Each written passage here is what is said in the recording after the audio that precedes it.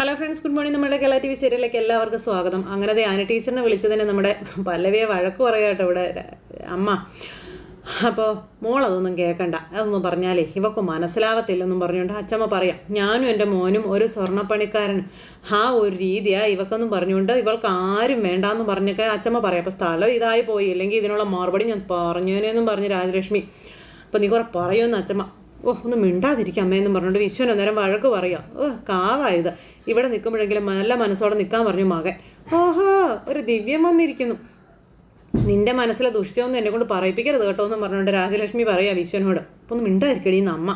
അങ്ങനെ അവരങ്ങോട്ടും ഇങ്ങോട്ടും ഇതൊക്കെ പറഞ്ഞു നിൽക്കുന്നു. പിന്നെ അവിടെ കളവെഴുത്തും പാട്ടും മറ്റു പൂജകളും കർമ്മങ്ങളും ഒക്കെ നടത്തുക കേട്ടോ. അയ്യോ, ഭയങ്കര ഭയഭക്തി ബഹുമാനത്തോടെയും സ്നേഹത്തോടെയൊക്കെയാണ് നമ്മുടെ ചേച്ചി ഇങ്ങനെ നിൽക്കുന്നത് അവിടെ രാജലക്ഷ്മി.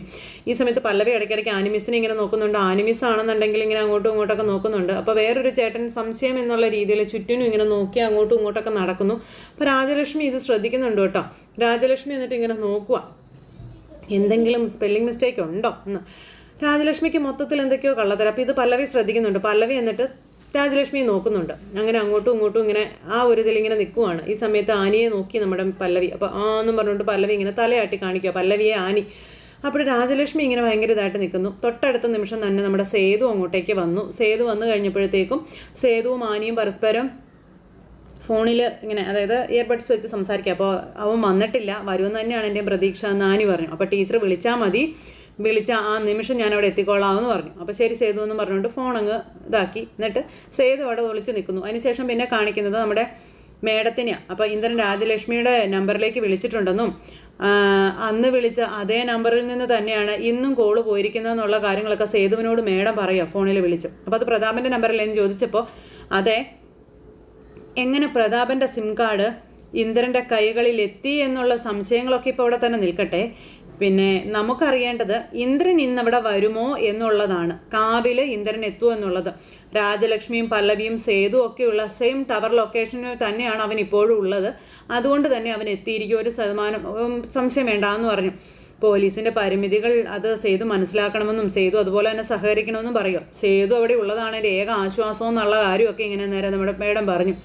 അപ്പോൾ കണ്ട് കിട്ടിയാൽ പിന്നെ അവൻ രക്ഷപ്പെടത്തില്ല മേഡം, അതിനുള്ള വഴിയൊക്കെ എനിക്കറിയാമെന്ന് നമ്മുടെ സേതു നേരം പറയാം. ആന ടീച്ചർ കാവിലുണ്ടെന്നും ടീച്ചർ നമുക്ക് കൃത്യം വിവരങ്ങൾ തന്നോളും, അപ്പോൾ ഞാൻ ചെന്നവനെ പിടിച്ചോളാം, അങ്ങനെ തന്നെയാണ് പ്ലാൻ ചെയ്തിരിക്കുന്നതെന്ന് പറഞ്ഞു. അപ്പോൾ ഓൾ ദി ബെസ്റ്റ് പറഞ്ഞു ഫോൺ അങ്ങ് കട്ട് ചെയ്തു. അപ്പോൾ സേതുവും വണ്ടിയിൽ തന്നെ വെയിറ്റ് ചെയ്ത് അവിടെ നിൽക്കുന്നു. പിന്നെ അവിടെ ആ ഒരു കാവും പരിസരവും കാര്യങ്ങളും അവരെയൊക്കെയാണ് കാണിക്കുന്നത്. പല്ലവിയോട് അന്നേരം നീ കളത്തിൽ ചെന്നിരിക്കാൻ പറഞ്ഞു ഈ രാജലക്ഷ്മി. അപ്പോൾ അത് വേണോ അമ്മയെന്ന് പല്ലവി ചോദിക്കുമ്പം വേണം, നിന്റെ ദേഹത്തുള്ള സകല ബാധകളും അതോടെ ഒഴിഞ്ഞു പോയിക്കോളും എന്നും പറഞ്ഞുകൊണ്ട് ഇങ്ങനെ ഈ രാജലക്ഷ്മി പല്ലവിയോട് പറയാം. അപ്പോൾ ചെല്ലു മോളെന്ന് പറഞ്ഞാൽ അച്ചമ്മയും പറഞ്ഞു. നാഗത്താന്മാരുടെ അനുഗ്രഹം കിട്ടുന്നത് അത് നല്ലത് തന്നെയാണെന്ന് അച്ചമ്മ പറഞ്ഞു. അപ്പം നീ ചെല്ലടി ചെല്ല് എന്ന് പറഞ്ഞുകൊണ്ട് രാജലക്ഷ്മി പല്ലവിയെ പറഞ്ഞു വിടുന്നു. പ്രാർത്ഥനകളും ഒക്കെ ആയിട്ട് നമ്മുടെ പല്ലവി അവിടെ നാഗത്തറയിൽ ചെന്നിരിക്കുക. പിന്നെ അതിൻ്റെ വഴിപാടുകളും കാര്യങ്ങളും ഒക്കെ പൂജാതി കർമ്മങ്ങളും ഒക്കെ നടക്കുവാണ്. ഈ സമയത്ത് രാജലക്ഷ്മി ചുറ്റിനും നോക്കുക, മകൻ വരുന്നുണ്ടോ എന്നും ഒരു പിടുത്തവും കിട്ടുന്നില്ല പുള്ളിക്കാരിക്ക്. പിന്നെ സമയം ഇങ്ങനെ പോയിക്കൊണ്ടിരിക്കുകയാണ്. പല്ലവിയാണെങ്കിൽ അവിടെ നാഗത്താന്മാരെ വിളിച്ച് പ്രാർത്ഥിച്ച് ഇങ്ങനെ എന്തൊക്കെയോ കയ്യിൽ ഇങ്ങനെയൊക്കെ പിടിച്ചുകൊണ്ടൊക്കെ ഇരിക്കുന്നു. അങ്ങനെ ഇരിക്കുന്ന സമയത്ത് പല്ലവിയുടെ കൈയൊക്കെ പതുക്കെ വിറയ്ക്കാൻ തുടങ്ങി കേട്ടോ. അവിടെ നാഗത്താന്മാരുടെ പാട്ട് വരുന്നതനുസരിച്ച് നമ്മുടെ പല്ലവിക്ക് ആ ഒരു വിറയൽ കയറി വരാൻ തുടങ്ങി. പല്ലവി ഇരുന്ന് ആടാൻ തുടങ്ങി. അങ്ങനെ പല്ലവി ആടി ആടി ആടി നാഗത്താന്മാരുടെ അനുഗ്രഹം പല്ലവിക്ക് കിട്ടി. പല്ലവിയുടെ ദേഹത്ത് നാഗത്താന്മാരുടെ ആ ഒരു ഇത് വന്നു. എന്തായാലും പല്ലവി അവിടെ ഇരുന്ന് ഇങ്ങനെ ആടാൻ തുടങ്ങി. അപ്പോഴേക്ക് രാജലക്ഷ്മി ഇങ്ങനെ നെഞ്ചിൽ കൈ വെച്ച് പ്രാർത്ഥിക്കുക, സർപ്പത്താന്മാരെ എന്നും പറഞ്ഞു ഭയങ്കര പ്രാർത്ഥനയും കാര്യങ്ങളും. അപ്പോഴും നാലുപാട് നോക്കിക്കൊണ്ട് അമ്മ ഇങ്ങനെ നിൽക്കുന്നത്. അതുപോലെ തന്നെ ആനിമിസും നിന്ന് നോക്കുന്നുണ്ട്. സേതു അവിടെ വെയിറ്റ് ചെയ്ത് നിൽപ്പുണ്ട്. പല്ലവിയുടെ ദേഹത്ത് ഭഗവാന്റെ അനുഗ്രഹം ഉണ്ടായി. ആ സമയത്ത് ദാണ്ടേ വരുന്നു. നേരം സന്ധ്യ ആയി കഴിഞ്ഞപ്പോഴേക്കും വേഷം മാറി ഒരു അപ്പൂപ്പൻ്റെ വേഷത്തിൽ നമ്മുടെ ഇന്ദ്രൻ തലയൊക്കെ മറച്ചു പിടിച്ച് പതുക്കെ പതുക്കെ ആടി ആടി ഒരു കള്ള ചുമയൊക്കെ ചുമച്ച ഇന്ദ്രൻ ഇങ്ങനെ ആടി ആടി കയറി വരിക പല്ലവിയെ കാണാൻ വേണ്ടിയിട്ട്. അപ്പോൾ ഗ്ലാസ്സൊക്കെ ഇങ്ങനെ വെച്ചിട്ടുണ്ട്. ഗ്ലാസ്സൊക്കെ ഇങ്ങനെ ഊരി പല്ലവി ഇരുന്ന് ആ മണ്ഡപത്തിലിരുന്ന് ഇങ്ങനെ ആടുന്നത് ഇങ്ങനെ നമ്മുടെ ഇന്ദ്രൻ കാണുവാണ്. എന്തായാലും തല ഇങ്ങനെ ഇട്ട് ആടി ആടി ആടി നമ്മുടെ പല്ലവി നോക്കുന്ന നോട്ടം ഇവൻ്റെ നേരെയാണ്. ഏതായാലും അപ്പോഴേക്കും അവിടെ കുരവവിളിയും മറ്റും ഇതൊക്കെ വരുന്നുണ്ട്. ഇവൻ കുറേ നേരം അവിടെ ഇങ്ങനെ നിന്നു. അങ്ങനെ ആടി ആടി നമ്മുടെ പല്ലവി ഇന്ദ്രൻ എന്ന് പറയുന്നവനെ കണ്ടു കഴിഞ്ഞിരിക്കുന്നു. ഇന്ദ്രൻ ഇതൊക്കെ കണ്ട് ആസ്വദിച്ച് അവിടെ അങ്ങനെ നിൽക്കുകയാണ്. അപ്പോഴും പല്ലവി ഇവനെ പിടിച്ചു എന്നുള്ള കാര്യം ഇവന് മനസ്സിലാകുന്നില്ല. പല്ലവി ഇങ്ങനെ നോക്കിയപ്പോൾ ഇവനൊരു ചിരിയൊക്കെ ചിരിച്ച് ഇങ്ങനെ നിൽക്കുക കേട്ടോ. ഒന്നും അല്ലാത്തതുപോലെ പല്ലവി കൃത്യം ഇവനാണെന്ന് മനസ്സിലായി. ഈ സമയത്ത് പല്ലവി ആണെങ്കിൽ അവിടെ നിന്ന് എഴുന്നേറ്റ് ചെന്ന് നാഗത്തമാരുടെ അടുത്തേക്ക് ചെന്നു. ആ ഒരു രൂപം ഇരിക്കുന്നത്. പിന്നെ എല്ലാവരെയും അനുഗ്രഹിക്കുക. അങ്ങനെ അവിടെ നിൽക്കുന്നവരെ എല്ലാവരെയും നമ്മുടെ പല്ലവി ഇങ്ങനെ അനുഗ്രഹിച്ച് ഇങ്ങനെ ആ ഒരു അതിൻ്റെ രീതികളും കാര്യങ്ങളെല്ലാം ചെയ്യും കേട്ടോ. അങ്ങനെ ഓരോരുത്തരെ നമ്മുടെ പല്ലവി അനുഗ്രഹിച്ചിട്ട് ഇങ്ങനെ വീണ്ടും ആ കളത്തിലേക്ക് വന്നിട്ട് നേരെ ഇന്ദ്രൻ്റെ അടുത്തേക്ക് വരുന്നു, ഇന്ദ്രനെ അനുഗ്രഹിക്കാൻ വേണ്ടിയിട്ട്. അങ്ങനെ ഇന്ദ്രൻ്റെ അടുത്ത് വന്ന് നിന്ന് നമ്മുടെ പല്ലവി ഇങ്ങനെ നിൽക്കുമ്പോൾ ഇന്ദ്രൻ കൈയൊക്കെ കൂപ്പി ഭയങ്കര അനുഗ്രഹം മേടിക്കാനൊക്കെ ആയിട്ടുള്ള ഇതിൽ ഇങ്ങനെ നിൽക്കുവാണ്. അപ്പം ഇന്ദ്രൻ പല്ലവിക്ക് അറിയോ എന്നുള്ള പേടിയിലാട്ടോ നിൽക്കുന്നത്. ഈ സമയത്ത് ഇന്ദ്രനെ നമ്മുടെ പല്ലവി ഒരു പിടിയങ്ങ് പിടിച്ചിട്ട് ആ കളത്തിലേക്ക് വലിച്ചെറിഞ്ഞങ്ങ് ഇട്ടില്ലേ. ഇന്ദ്രൻ പിടിക്കപ്പെട്ടു, മകനെ ഇടിക്കപ്പെട്ടു. അപ്പോഴത്തേക്കും നമ്മുടെ ആനി അവിടെ നിന്ന് വിവരവും കൊടുത്തു. പിന്നെ അവിടെ നടന്നതെന്ന് പറഞ്ഞിട്ടുണ്ടെങ്കിൽ ഇന്ദ്രനെ രക്ഷപ്പെടാൻ പറ്റാത്ത രീതിയിലുള്ളൊരു കാര്യമായിരുന്നു. പിന്നെ നമ്മുടെ ഇന്ദ്രൻ തൻ്റെ പ്രച്ഛന്ന വേഷമൊക്കെ അഴിച്ചു വെച്ച് അവിടെ നിൽക്കുന്നു. ഈ സമയത്ത് പെടാ പോടാ പോന്നും പറഞ്ഞ് അമ്മ അവിടെ നിന്ന് ഇങ്ങനെ വിളിക്കുക. അങ്ങനെ ഇന്ദ്രൻ അവിടെ നിന്ന് ഓടി രക്ഷപ്പെടാൻ നോക്കിയപ്പോഴത്തേക്കും പറന്നിങ്ങ് വരുമല്ലേ നമ്മുടെ പല്ലവി വന്ന് ഇവനെ നോക്കി തുറച്ചു നോക്കി ഇങ്ങനെ നിൽക്കുന്നു. ആ സമയത്ത് നമ്മുടെ സേതു അങ്ങ് വന്നു. സേതു ചാടി വന്ന് അവനെ ഇടിച്ചങ്ങ് വീഴ്ത്തി. പിന്നെ നാഗത്താമ്മയുടെ തറയിൽ കിടന്ന് അവനെ പൂട്ടിയെന്ന് പറഞ്ഞാൽ പൂട്ടി. അപ്പോൾ അടങ്ങി നിൽക്കടാന്നും പറഞ്ഞുകൊണ്ട് നമ്മുടെ സേതു അവനെ പിടിച്ച് വെക്കുക. പക്ഷേ ഇത്രയും പേരെ നിൽക്കുന്നത് കൊണ്ട് ഇവനൊന്നും ചെയ്യാൻ പറ്റത്തില്ല. അപ്പോൾ കൂടെ 2 പോലീസുകാരുണ്ടായിരുന്നു. അവർ വേഷം മാറിയാണ് വന്ന് നിന്നത്. പക്ഷേ ഈ പൊട്ടന്മാർക്ക് അത് മനസ്സിലായതുമില്ല. എന്തായാലും പോലീസുകാരുടെ കയ്യിൽ ഭദ്രമായി ഏൽപ്പിച്ചു നമ്മുടെ സേതു. പോലീസാണ് അനങ്ങി പോകരുതെന്ന് സാറുമാർ പറഞ്ഞു. അങ്ങനെ ഇന്ദ്രനെ പോലീസ് കൊണ്ടുപോകുക. അപ്പോഴത്തേക്ക് നമ്മുടെ പല്ലവി ഇങ്ങനെ ബോധം കെട്ട് വീണു. അപ്പോഴേക്കും ആനിയും സേതുവും കൂടെ ഓടി വന്ന് പല്ലവിയെ താങ്ങി നിർത്തുക. പല്ലവി എഴുന്നേക്ക് എന്നും പറഞ്ഞു. അപ്പോൾ പല്ലവി ഓക്കെ അല്ലേ എന്നൊക്കെ ചോദിച്ചു. അപ്പോൾ ഓക്കെ ആണെന്ന് പല്ലവി പറയുന്നുണ്ട്. അപ്പോഴും പല്ലവിയുടെ തലയൊന്നും നേരെ നിൽക്കുന്നില്ല കേട്ടോ. എന്തായാലും വന്ന കാര്യം വളരെ ഭംഗിയായിട്ട് നമ്മുടെ പല്ലവി നിർവഹിച്ചു. ഭഗവാന്മാരുടെ സർവ്വ അനുഗ്രഹങ്ങളുമായിട്ട് നമ്മുടെ പല്ലവി അവിടെ നിന്ന് പോയപ്പോൾ സേതു പറഞ്ഞു, നാഗത്താമാർ നിന്നെ അനുഗ്രഹിച്ചു പല്ലവി. കാണാമറിയത്തിരുന്ന് ഇന്ദ്രൻ ഇപ്പോൾ പോലീസ് കസ്റ്റഡിയിലായില്ലേ എന്നൊക്കെ ചോദിക്കുവാണ്. ഇനി ബാ നമുക്ക് പെട്ടെന്ന് സ്റ്റേഷനിൽ എത്തണം, അവരെത്തുന്നതിന് മുൻപ് എത്തണമെന്നും പറഞ്ഞുകൊണ്ട് നമ്മുടെ പല്ലവിയെയും കൂട്ടിക്കൊണ്ട് സേതു അവിടുന്ന് പോകും. അതുപോലെ ആനിമിസും. എന്തായാലും ചതിക്കും വഞ്ചനയ്ക്കും ഈശ്വരന്മാർ കൂട്ട് നിൽക്കലെന്ന് പറയുന്നത് പോലെ ഇന്ദ്രൻ്റെ സകല കള്ളത്തരങ്ങളും ആ നാഗത്തറയിൽ പൊളിച്ച് കളഞ്ഞു എന്ന് തന്നെ പറയാം.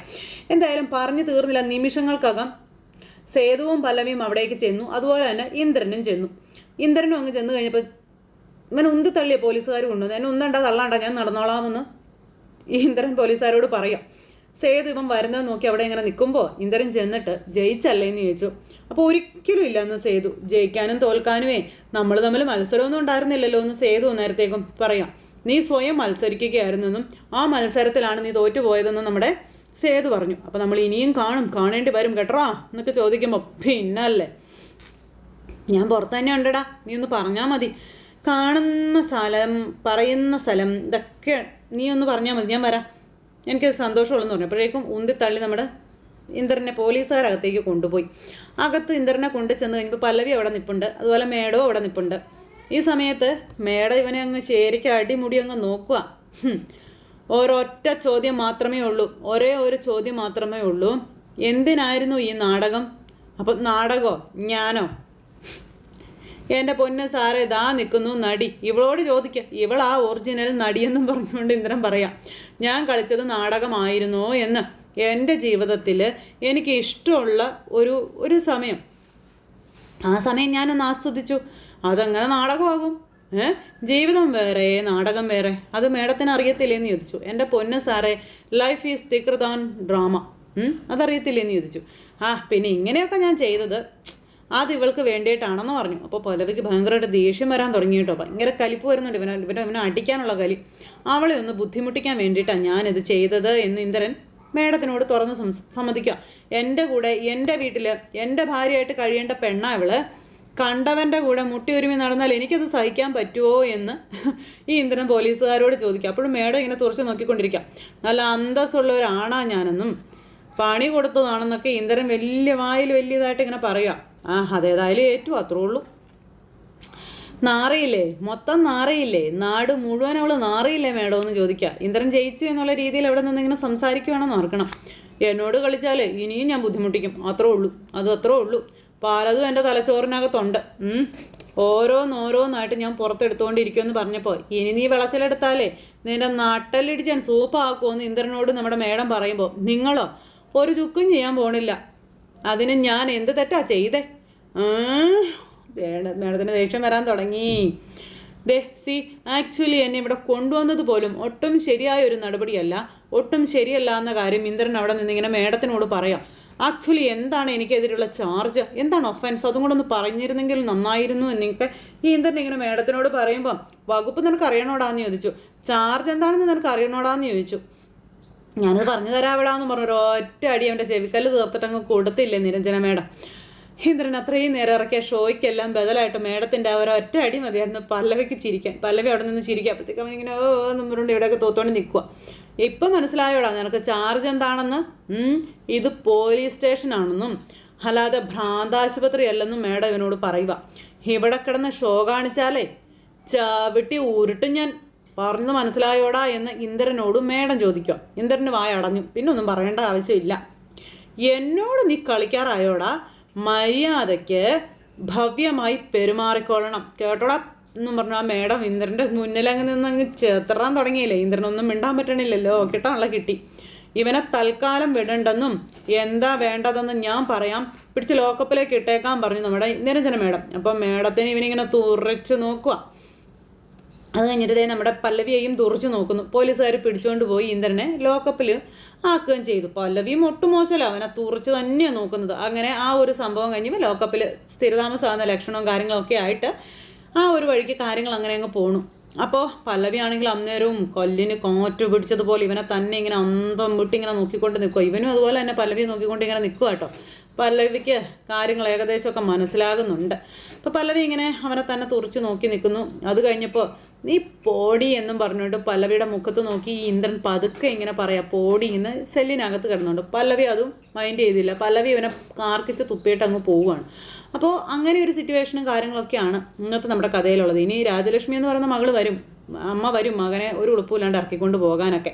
അപ്പോൾ അങ്ങനെയുള്ള സിറ്റുവേഷനും കാര്യങ്ങളും ഒക്കെ നല്ല അടിപൊളിയായിട്ട് വരാനിരിക്കുകയാണ്. എല്ലാവരും കാത്തിരുന്ന് കാണണം. എല്ലാവർക്കും നല്ലൊരു ദിവസം ആശംസിക്കാം കേട്ടോ.